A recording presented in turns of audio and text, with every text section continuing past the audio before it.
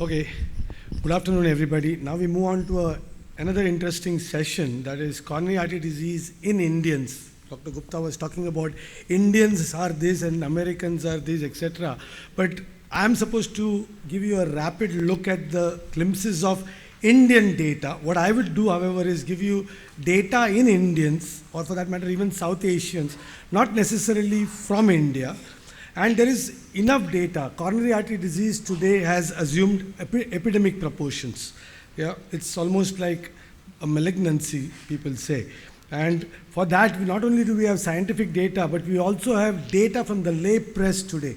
Whether it is Indian press, Times of India headlines, heart disease hits Indians early, diabetes and high BP makes it worse. This was a collaboration with the US that we did. And smoker at 11, heart attack at 16. So this sensationalism is important because it's really killing people. And not only that, New York Times talks about chronic diseases like coronary artery disease are killing more in poorer countries. So they also add on to say that there has been a 50% increase in deaths in the last 2 decades.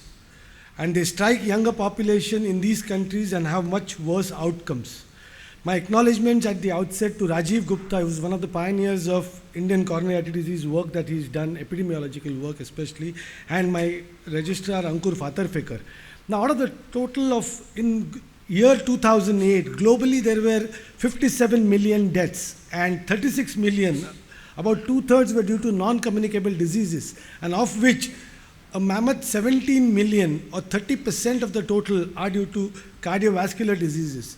And India and South Asians, as you see, they are only second to Central Asia and Eastern Europe. But when you look at DALYs, another way of looking, another measure of looking at the burden of coronary artery disease, disability adjusted life years in millions, you see South Asians are leading the world. And between 1990 and 2010, over these 2 decades, there is a doubling of the DALYs here, 17.9 million to 31.1 million. And even for that matter, the YLDs out here, doubling from 0.64 to 1.26. What about Indian data itself? This is a very important study, a million death study, which was started somewhere in 1998. And this was a verbal autopsy study. You all know that Indians die at home 70% of the time. We do not have scientific medical information as to why they died. So these people looked at a verbal autopsy, and over the next, 10 to, in fact it went on till 2014, this study, in this retrospective analysis of the causes of deaths in 1 million homes in more than 110,000 subjects in all the states in India, found that the leading cause, again number 1 killer, was cardiovascular disease. In men 20.3%, 16.9% in women. And annually about 2 million people die of coronary artery disease. That is very well known. What are the unique features of this cardiovascular disease in India? There are high mortality rates. You can see the middle, studies from Kerala and Mumbai, where the mortalities are almost double that of in the USA, data from 2005. There is an increasing burden, 65 and 70s studies, compare them something after 2005. You gradually see the prevalence has gone on increasing. You look at the regional variation, the north and the south here seem to have higher burden as compared to the east. Not only that, it is premature cardiovascular disease that 31% of cardiovascular deaths are occurring in this million death study in less than 60 years of age. Why that? Even if you go to less than 45 years of age, now in the age group 30 to 44 out here, you see about 10% of the deaths due to IHD occur in patients less than 45 years in our country.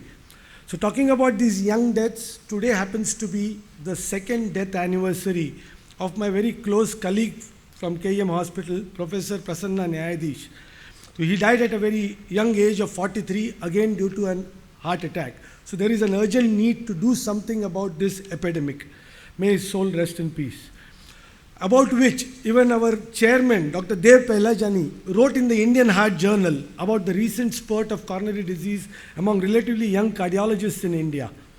We also know from this Interheart study that Indians on an average present earlier with acute coronary syndrome. There is about a 6-year difference between the Indians and the South Asians, South Asians and the Caucasians. Not only that, in our autopsy studies, we see premature atherosclerosis not only in coronary arteries but in aorta as well in the age group 10 to 34. And what about the coronary angiographic findings? You want to compare South Asians in UK living in US with the Caucasians, you find that double vessel disease and triple vessel disease shown in blue here in South Asians is way too higher. As also, even if it's single vessel disease affection, proximal LAD affection is there. Premature, so to summarize, the phenotypic uniqueness of South Asian CADs, it has been well summarized by Kaul, saying that there is premature atherosclerotic disease, the arteries of South Asians, Indians are smaller, severe atherosclerosis there is with more triple vessel disease, diffuse and distal disease, and greater prevalence of LV dysfunction given that they present with MIs at their onset itself. So, small wonder there is going to be a difficult to do PCI in these patients, or for that matter, complex CABG surgery requiring endarterectomies. There is a common belief that when you go on to doing interventions in South Asians, the mortality is higher. But I picked on this very recent study from JACC Interventions, which is actually looking at the British Cardiovascular Interventional Society database. In this huge database, there are about 20,000 South Asians. And what did they find? That South Asians were younger, had more extensive disease, had major risk factors, particularly diabetes. But if you correct for all these risk factors, and especially for diabetes, you find that South Asians, the outcomes, whether it was immediate in-hospital or medium-term mortality, was no worse than Caucasians, which goes on to say that ethnicity itself is not an independent predictor of outcome. It is merely the risk factors, especially the diabetes, which determine the outcome. So do we really need to look at the why of it all? My next speaker, Dr. Jagat Nagarula, is going to look at the why of why we Indians are afflicted with it. Are we really genetically predisposed? Though there are novel genes described in South Asians, as yet now there is not enough genetic data to confirm that we are genetically predisposed. What about this? This is a very important study I'd like you to look at. The Inter-Heart study carried out in 52 countries. And what was it study looking at? Risk factor for incident acute MI. And what did they find? The standard conventional risk factors that we keep on talking about, these 9 listed here, with abnormal lipids being the top of the line, smoking number 2, and collectively they accounted for about 86% of the risk. And this is interesting. We know Indians present early with MIs. And if you really dissect it out, you can see before you adjust for the risk factors, the probability of having an AMI at the age less than 40 years, there's a huge disparity between South Asians and other countries. If you look at this, they have obviously a higher probability. But if you correct for these 9 risk factors, you see we are not different from the other countries. So emerging factors, there are so many emerging factors that we keep on talking about, homocysteines, low HDL, etc. But there is no real hard evidence, at least not from the robust Inter-Heart study. There is a small study by Panwar, which was a case control study again, where besides smoking, homocysteine and low HDL was leading. Finally, the PURE study. Now, PURE study was again done, by the same gentleman, Salim Yusuf, from 17 countries, low income, middle income, high income, looking at the cardiovascular risk and the events in these patients. At the outset, all these patients, whether from the high income or low income, all these subjects had their Inter-Heart risk scoring. High risk in high income countries, high risk factors, but low income countries had lower risk factors. However, paradoxically, the event rates were higher in the low income countries. Not only that, even the mortality in the middle income and the low income countries was way too higher than the Western counterparts, leading them to observe that the low risk factor, high mortality paradox in low income countries, it exists. Why does it exist? Because we are not paying attention to our the gaps in primary prevention or control of the risk factors. We are not focusing enough on the early identification and proper management of the risk factors. And last two slides. Yeah, and we are not giving really better quality treatment in terms of secondary prevention. So what is this better quality treatment? I could not really lay my hands on the statistics of surgical revascularization. I'm talking about secondary prevention here. But as far as coronary intervention data is concerned, for the year 2013, you can see from 2010 to 2013, there's nearly a doubling of coronary interventional procedures.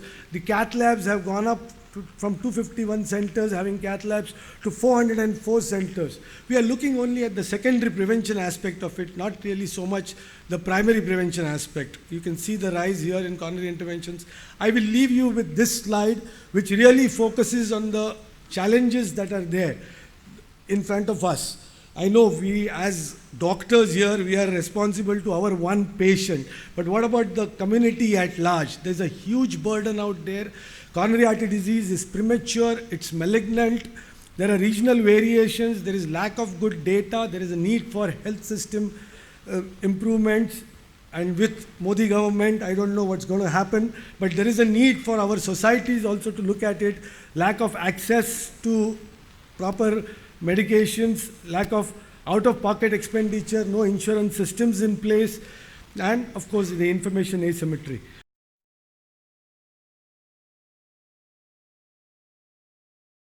Thank you, Praful. As a matter of fact, Praful and I met last night and we made these slides together. And you would essentially see the same slides here, but what I will try and do is that I'll steer away from most of the data that Praful showed and try and stick with the possible pathogenesis. But before I do that, thank you very much, Dr. Pelajani and Dr. Satyavan Sharma, for the invitation. Honored to be here. So,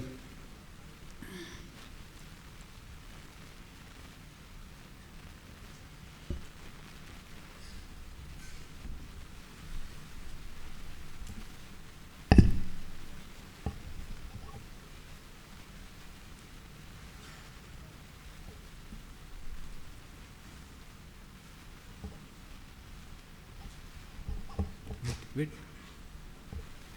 Chodi.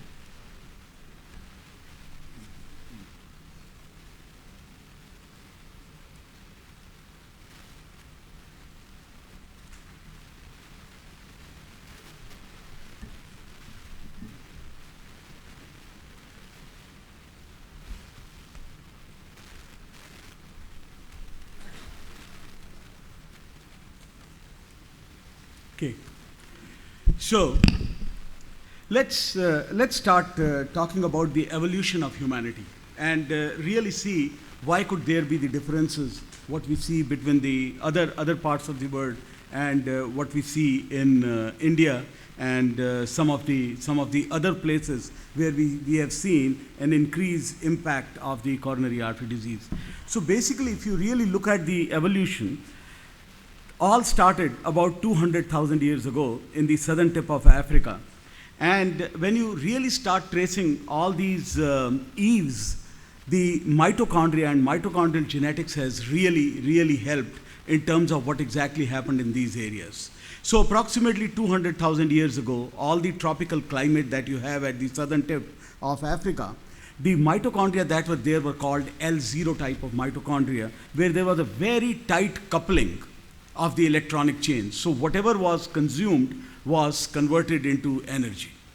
And that could be used, and whatever was not used was wrapped around the abdomen in form of the triglycerides and fatty acids, which are all collecting. And it was to be used when there was a famine. Now, once there is a famine, you have got to take that fat. The people who had that fat around them, they survived. The people who did not, they were famished.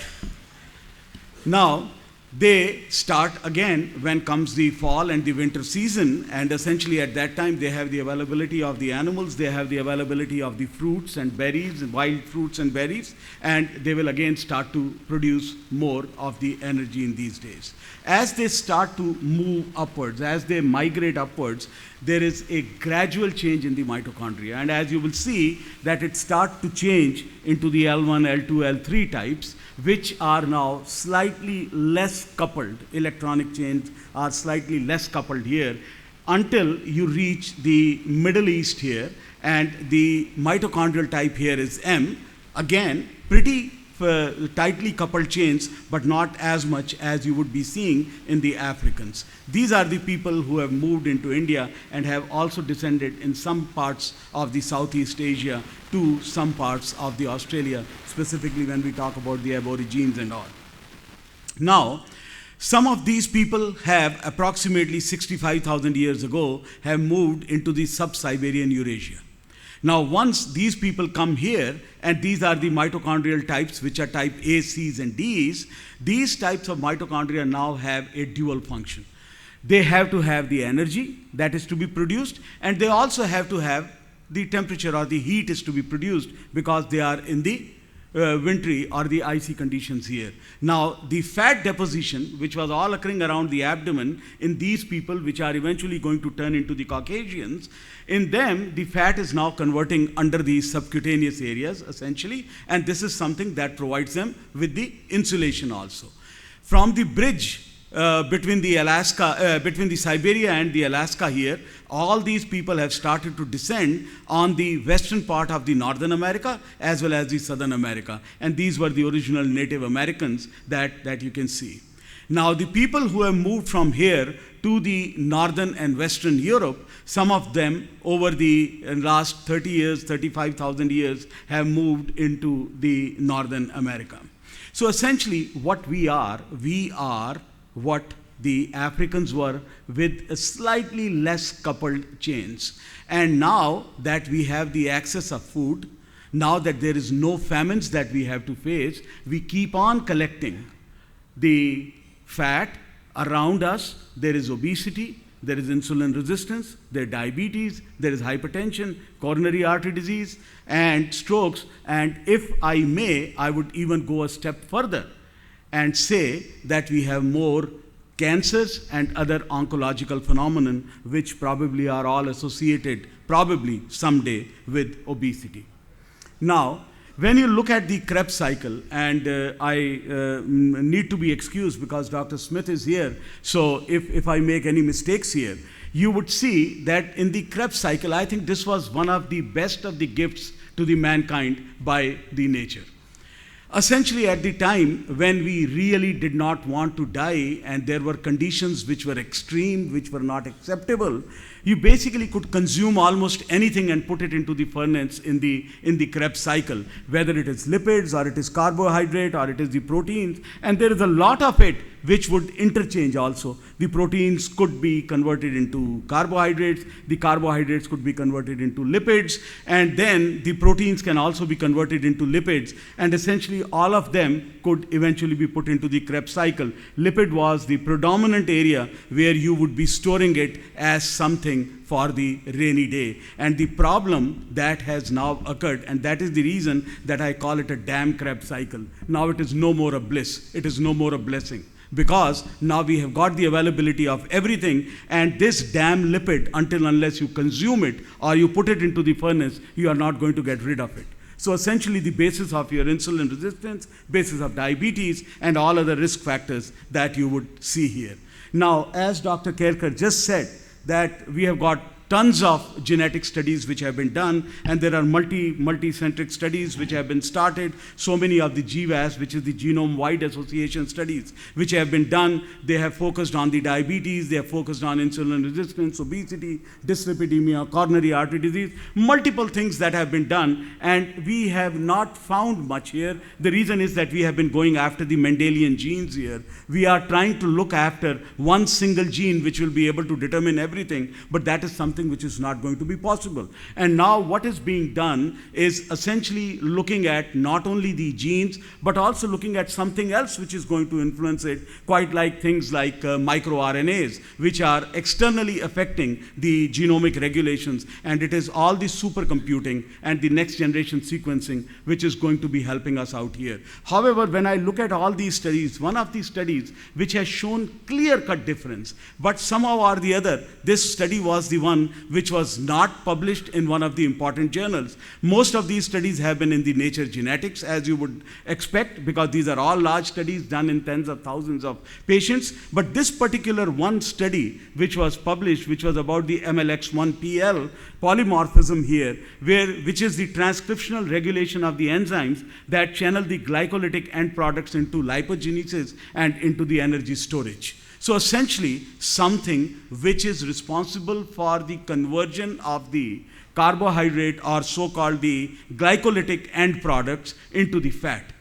It is somehow or the other significantly associated with the South Asians when they were compared to the European Caucasians. So I believe that this has something significant to contribute.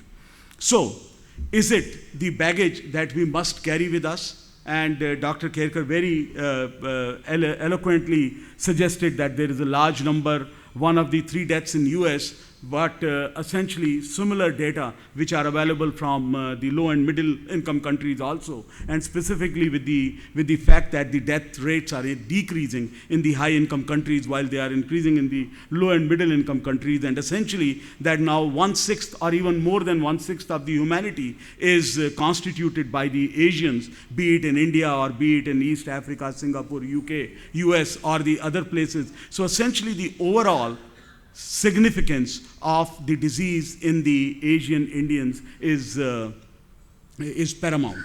So is it all the traditional risk factors like the cholesterol, blood pressure, smoking, hypertension, or could more be found quite like higher diabetes, lower HDL, as Dr. Kerkar just said, higher small dense LDL, the LP little a and all, and specifically with the fact that we really know that the Asians are more vegetarians here. So if we look at the total contribution of the non-communicable diseases to the global mortality, we see that approximately 60% of it is attributed to the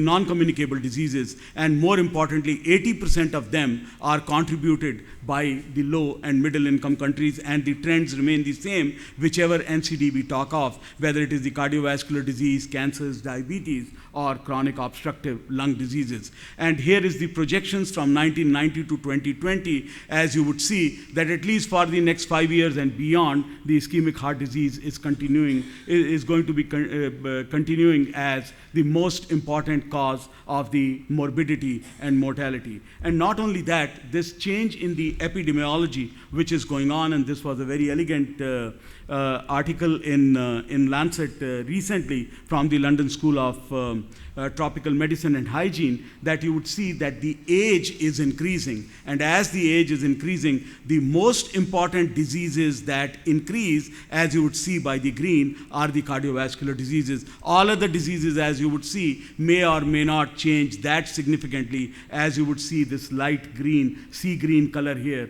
that there is a significant expansion, and as the age the communities, they start to age further, we would have a bigger problem here.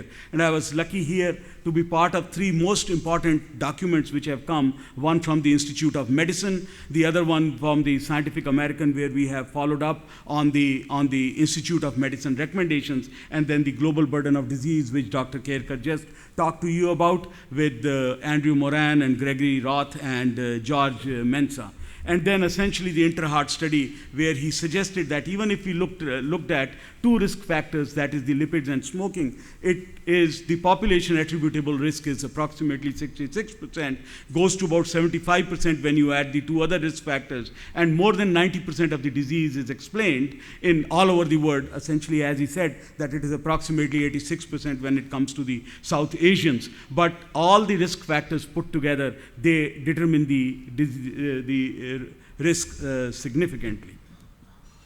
Now, not only that these risk factors were important in us, the risk factors have been important right from the word go. We had always thought that this disease is the disease of modernization. However, when we went to Egypt and we started looking at the mummies and we started doing the vascular calcification studies in the mummies, we started to find that even they had the deposition of calcium in their vasculature. As you can see here in this particular case, you will see that this is the carotid. Carotid shows significant amount of calcification here. Right and left coronary artery, which is calcified. Here you can see the aortoiliac bifurcation, which is calcified. This is the sarcophagi, and here is the mummy who was the nursemaid to Queen Nefertari, and this is from approximately 1550 years ago, 3,500 years ago, or 1500 years before Christ. So when we started looking at them, what exactly is it that determined the disease in them? Because we had always thought that this is the disease of modernization. And what we find there is that these were the people who were not exercising. They were carried in the palanquins. These are the people who were eating the goat meat 3 times a day. These are the people who had the access to agriculture. These are the people who feasted on bird eggs all the time. What else is it that we are doing today which we did not do approximately 3,000 years ago? So we thought that if we truly have to look at that, we should go to some other place where the life was not so rich. So we went to Peru. We started looking at the Peruvian mummies, which are more naturally mummified process there. And this is approximately 1,000 years ago, or 1,000 after the death of Christ. And as you would find in these particular cases, these people went up and down the Andes series of mountain. They were feeding on the alpacas, which is a much leaner meat, quite like turkey. And they were also dependent upon the marine animals, as well as 50% of them were vegetarians. Now we look at them, they had less disease as compared to the Egyptians, but they still approximately 23% of the mummies that we imaged, approximately 70 plus mummies that we have imaged. So 23% of them demonstrated the evidence of vascular calcification in these cases. And that was the time when we really got surprised as to what was going on in these cases, till we found that they had black lungs. And essentially the disease occurred in younger women more as compared to the males. And the reason essentially was that they were cooking on the fire outside in the courtyards. And essentially there are lots of pictures which are available where the cooking and the smoke is all being seen, and they have the black lungs. So essentially the risk factors remain the same. And as Dr. Kerkar just showed you, if we take one example here, and the example here is for the ApoB to ApoA1 in the interheart study, you would see that there is a clear-cut correlation between the deciles of the increase in ApoB to ApoA1 with the odds ratio of having a myocardial infarction, and you can see a straight line. The more important thing that I find here is not that as there is an increase in the deciles that there is increase in the disease, but more importantly there is no bottom here. And if there is no bottom, suggesting thereby that lower the cholesterol, better you would do. So essentially there is no bottom, there are no J-curves that you see in this particular case. Now, if you look at various animals in the world, you will see that almost every animal in the world has the cholesterol level which is less than 100. There is only one animal which has 200 cholesterol level, and that is human. So essentially there is absolutely no justification of having a cholesterol level of more than 100. Not only that, you look at a very elegant study which is going to be coming from Dr. Salim Yusuf's group, the family study, where they have looked at the children when they are born, and they have been followed up and look at their cholesterol level, look at their blood pressure level and things like that. And here you would see that the child is born with the LDL of 25 or less than 25.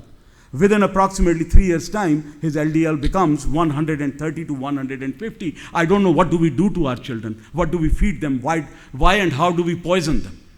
And that is the level that we maintain. And if a child who requires to myelinate its brain, the child whose cells are dividing almost at a significant exponential rate where you require a cholesterol, and if the LDL of 25 is acceptable in the child, why the hell do we need anything more than 25?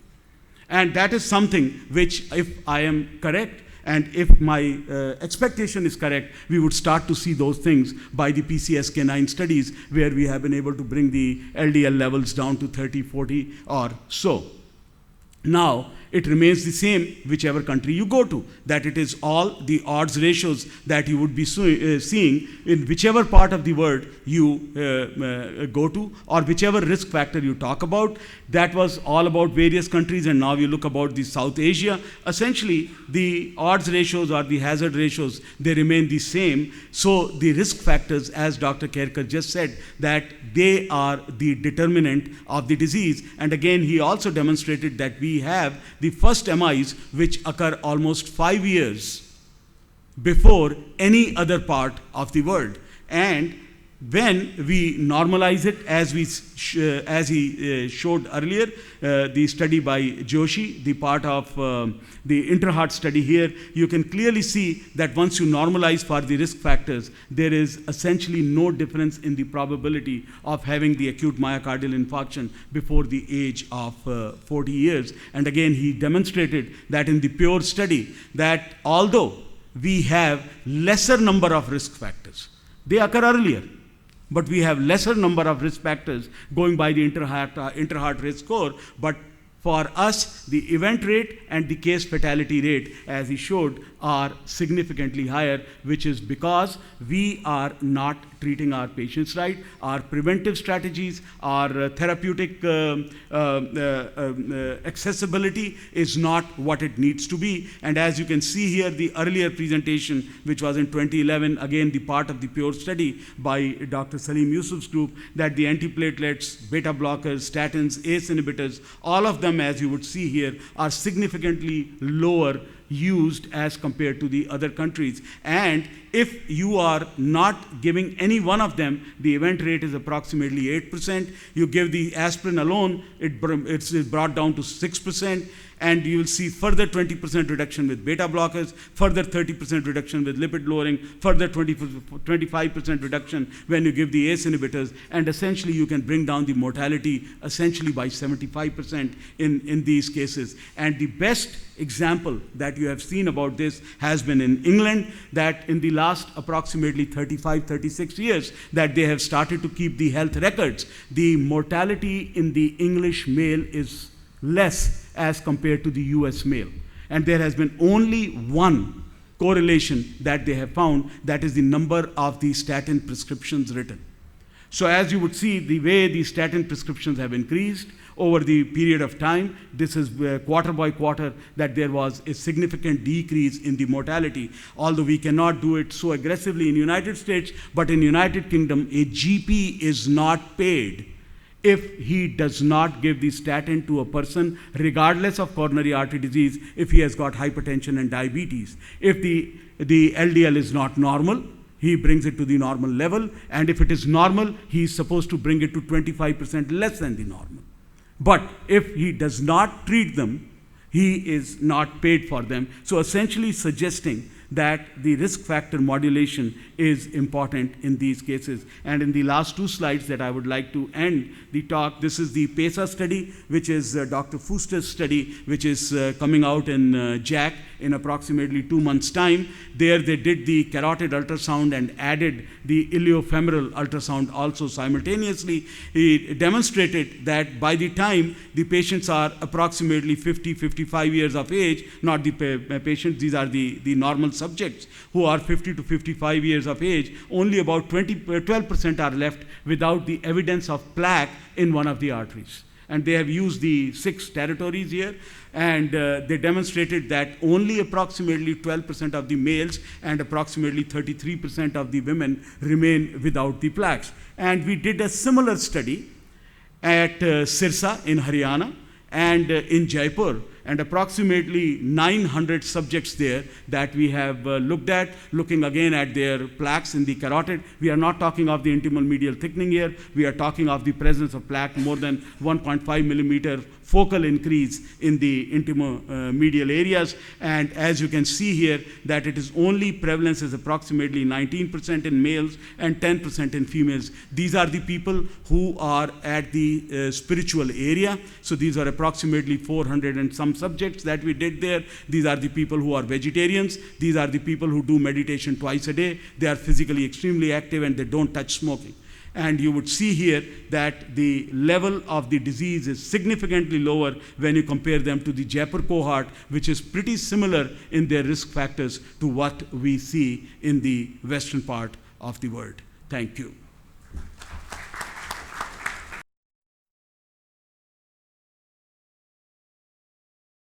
So we're going to have a panel discussion here, and that's, should we, to begin with, let some audience ask a very pertinent question.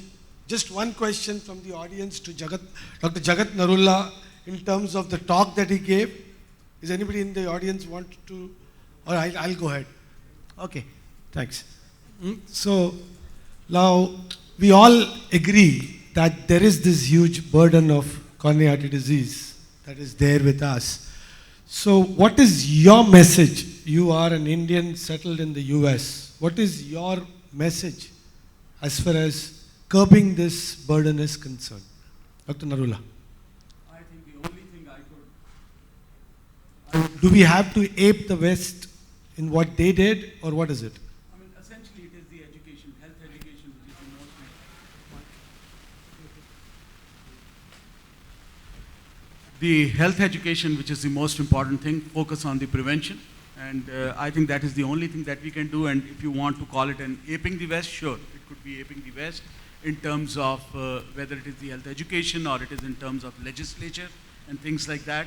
So the accountability there, our role as the physicians, that we have to be talking not only about the therapy here, we have to be talking about the health education and the prophylaxis here, talking about the risk factors and the prevention of risk factors, not waiting for the disease to occur.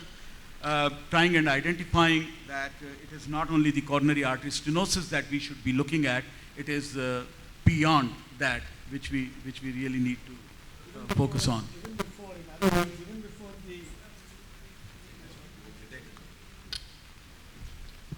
even before the disease is over, you need primary prevention, or for that matter, primordial prevention, as they say. Dr. Ajit, would you like to add something to this, or what? Meaning, at what levels do we have to go? I think to reduce the incidence, you have to talk about what is called as the population therapy, or your primary prevention or the secondary preventions. We all know about the primary prevention and the secondary. If you talk about preventing it in general, then the question comes as to what would be the ideal strategy. And that has been elaborated very well in the Interheart study, that if you give them lifestyle modifications and give proper diet, advise them proper diet, particularly vegetables and fruits to be, which lack in Indians, and a lifestyle wherein we are more likely to be active during your leisure hours, then these are the things which are going to make an impact in general in the populations. As far as primary prevention is concerned, we know what are the things which are, the impact should be more on the physicians to see that proper medications and proper dosages are given for enough length of time.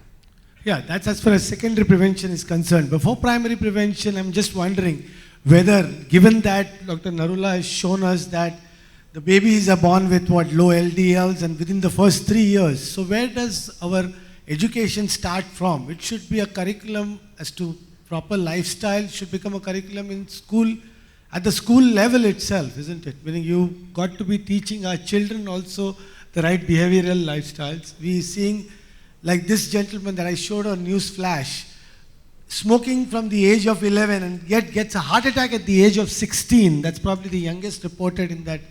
Meaning, how many of us have seen heart attacks unless there is some familial hypercholesterolemia occurring so early? So we need to go there. You talked about legislation. What kind of legislations can we talk about? Smoking, against smoking legislation? Yeah, definitely. I think and the then government... what about food? What about the prices of food? We all talk about fresh fruits, vegetables and all that. How expensive is that? So who ought to be taxed and what should go tax-free? Are there any countries, Dr. Narula, that are doing something on those lines?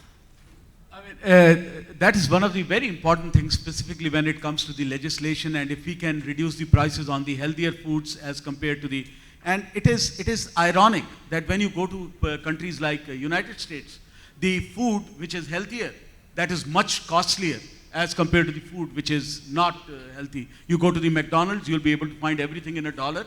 But if you want to have the milk, which is reduced fat milk, that will be $1 extra as compared to the regular fat milk. So the best approach has been from the social democratic countries, quite like the Scandinavian countries and all, where every single hospital, for example, I mean, I go to Maastricht, I'm a visiting professor at Maastricht, go there 2-3 times a year. Their cafeteria, their turkey sandwich is €1, while their beef sandwich is €4. So essentially, there is nobody who's going to be taking the beef, this thing. You take a regular Coke can, that Coke can is essentially $1.50, while the Diet Coke, or so-called the Coke Light, that is essentially 30 cents. So basically, you can have 5 Diet Cokes can as compared to a single can otherwise, which is irregular. So I don't think that there is any other way than to do that rather than trying and doing this. The second important thing is that can we have some kind of a ban on the number of eggs, which actually Mayor Bloomberg wanted to do in New York, was not, he could not succeed. He wanted to bring down the soda glass size at the McDonald's and all, was not able to do that. But when you go to these countries again in the Northern Europe and Western Europe, for example, in Finland, you were able to change the entire structure or composition of the food. So to summarize, there is always a possibility to sort of bring these health control measures in place, put them in place, right?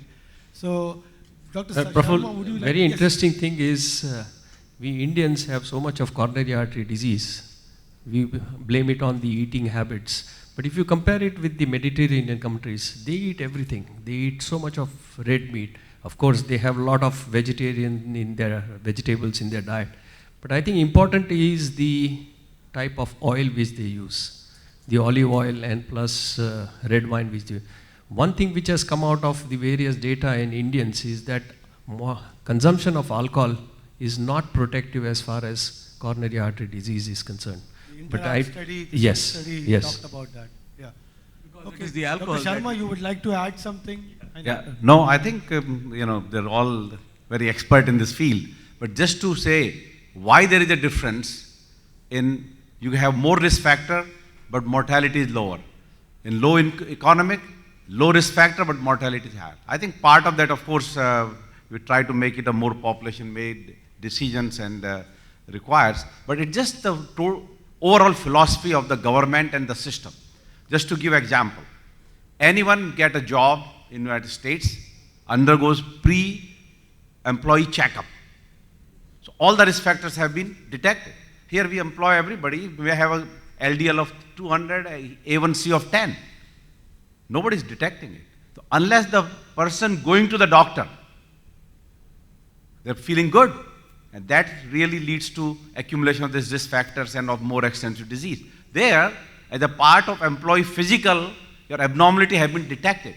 So now once you detect, then there is clearly a lower threshold to treat. Making a society-based recommendation is possible.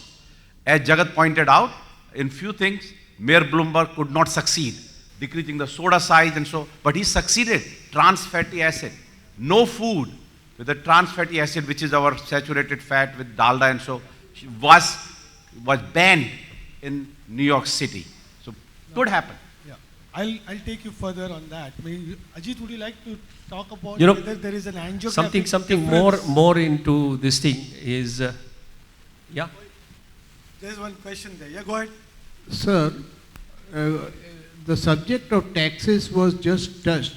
I think the tax on tobacco, which anti-tobacco activists in India raised the matter, but I think that tax has been withdrawn. There were proposals put up for having bigger content packs and also preventing it from below 25.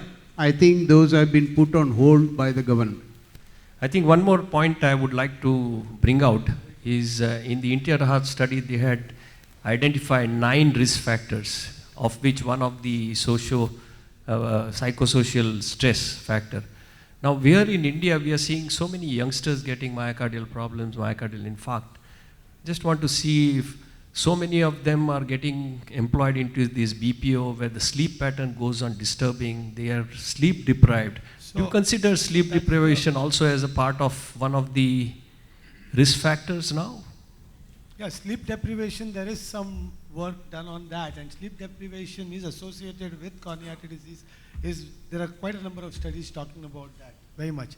Yeah, What about the residents I will and request Dr. Yadava to come up. I'm so sorry. There is Dr. Yadava, who's a cardiac surgeon from Delhi, but he is the only thinking surgeon in the country. Yes. Can we have Dr. Yadava up here, please? Come here.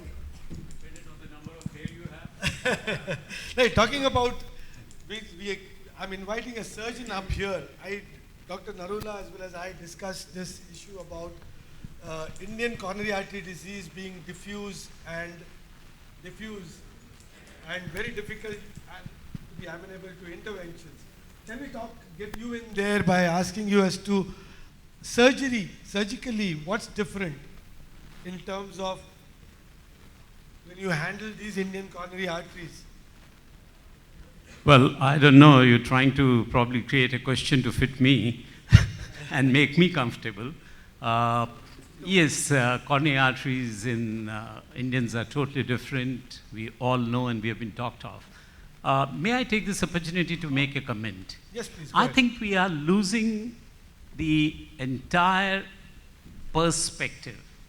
And we can learn from a beautiful book, Emperor of All Melodies, written by Siddharth Mukherjee, who's an oncologist in America. And it's worth reading. They were losing the battle of cancer prevention when in 1960s, the lady called Mary Lasker, who was mainly the person to whom the cancer prevention program was attributed, she uttered, to quote and unquote, "The war of cancer prevention will have to be first won on the floor of parliament and then in the hospitals and the laboratories." We all know what's wrong, but we are not going ahead with the advocacy role. What is the Indian Association, either of surgeons or cardiologists, done till now? Nothing. How have the respectable senior, highly influential cardiologists done anything? Virtually nothing. And even if you look at ACCHA, it's the cardiologists of the medical professions which drove the government to action.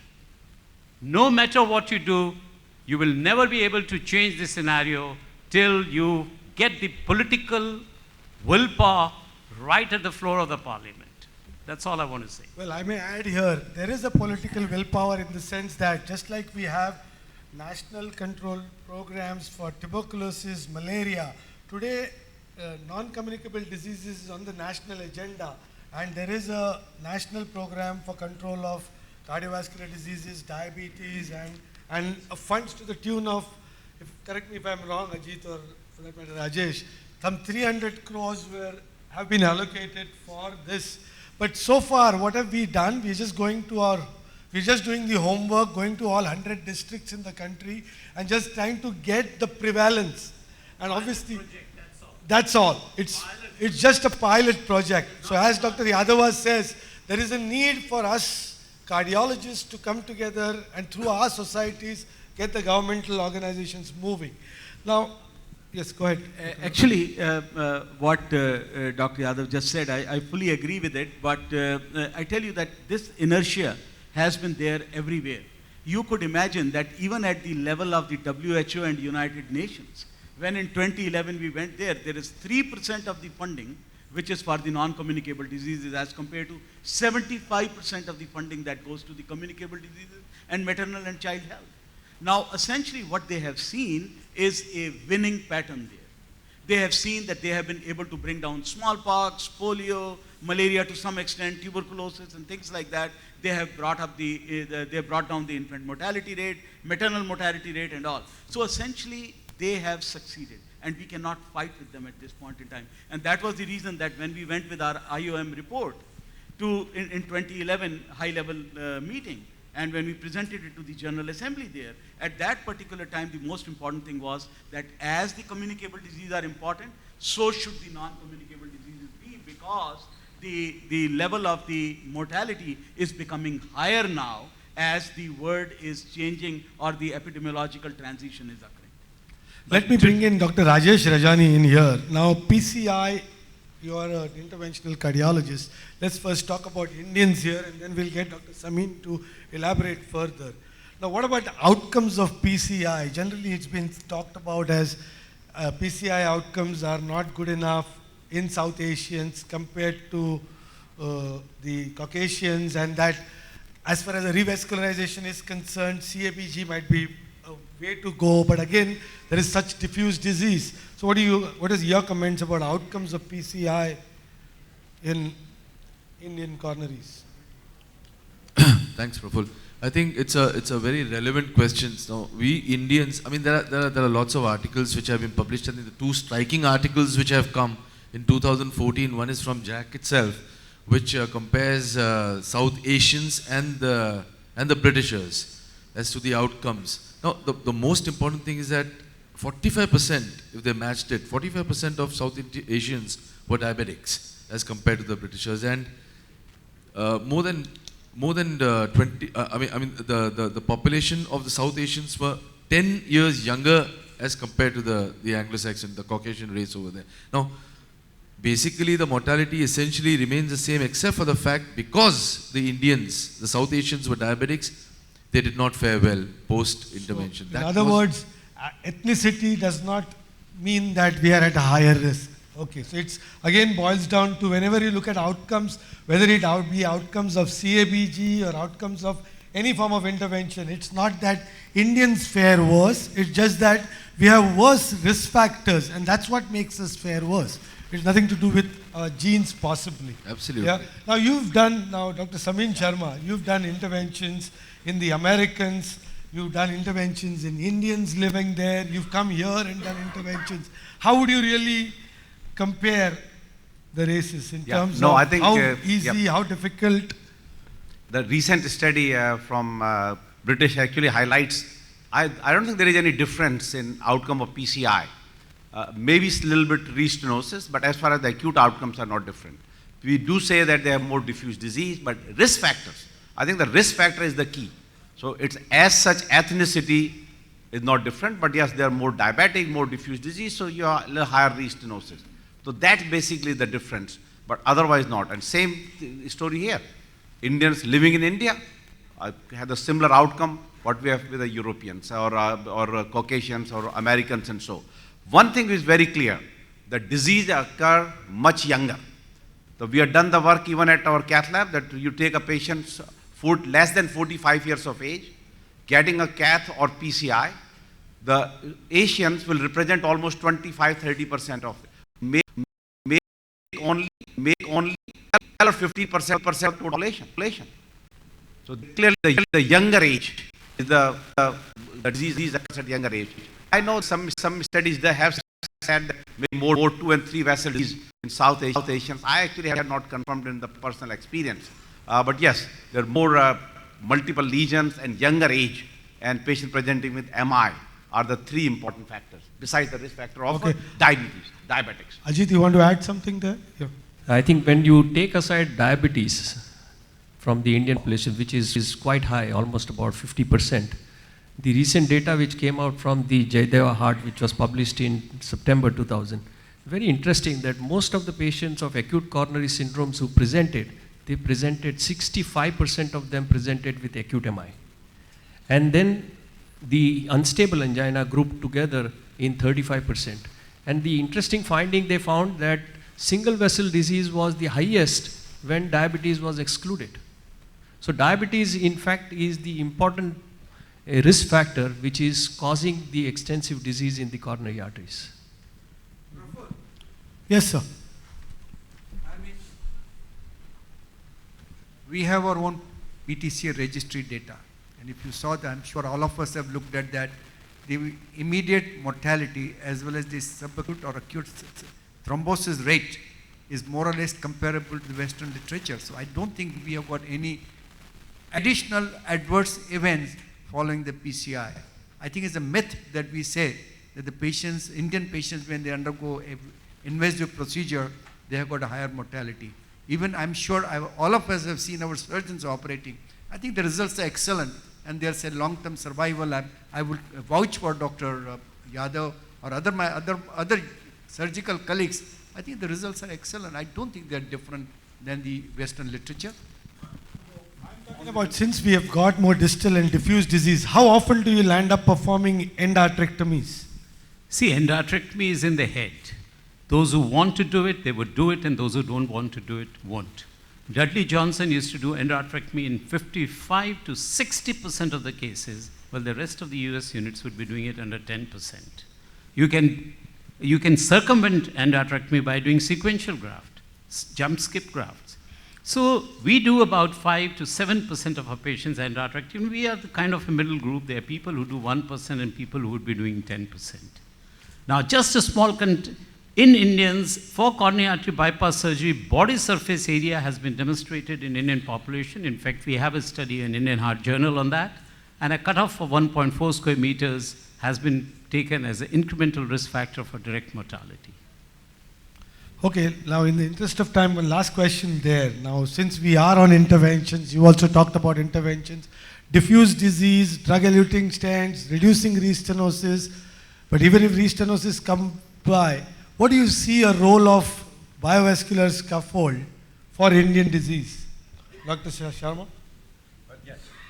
No. Because it's diffuse, you don't have a stent afterwards. When the disease recurs, you have a graft possibility. And I think the role will go even back to young age.